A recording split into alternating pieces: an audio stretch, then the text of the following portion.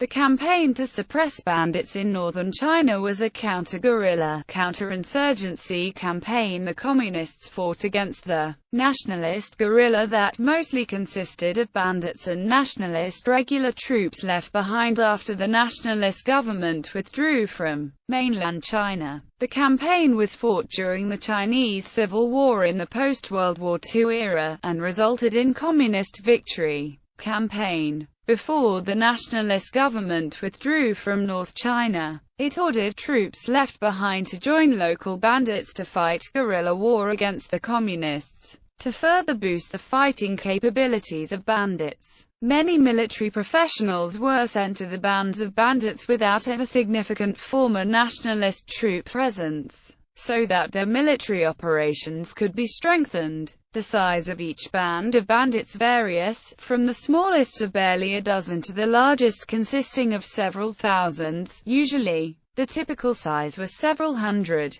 In March 1949, the bandit activity reached its peak, totaling 103 attacks. The future Field Marshal of the Communist Force, Nie Rongzhen, was in charge of eradicating bandits in northern China. In April 1949, orders were given to suppress local bandits, emphasizing on not to underestimate these bandits. A month later, a conference on bandit suppression was held, setting the strategies that included adopting political pressure against bandits, and mobilizing the general populace to eliminate the social bases of bandits. In June 1949, further strategies were devised, concentrating on using small striking force in quick assaults, instead of ineffective large formation that was easy to be discovered and slow-moving. The Communists came to important realization that the nationalist force left behind and deserters would be a huge reserve for bandits if left unattended.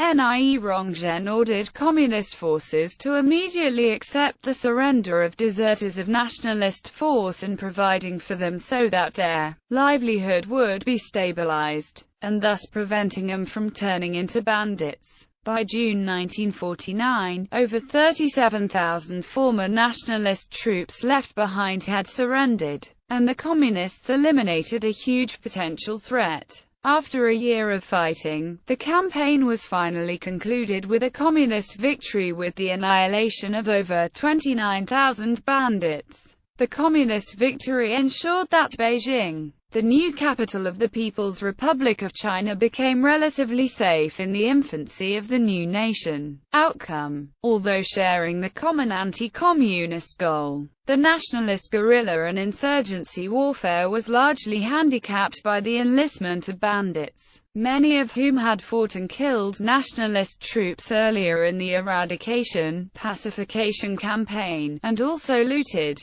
kidnapped and even killed landlords and business owners, an important faction that supported the nationalist government, but now must united against the common enemy, which is half-hearted at the best, compounding the problem further with additional differences within the ranks of the nationalist guerrillas themselves. The futile nationalist guerrilla and insurgency warfare against its communist enemy was destined to fail.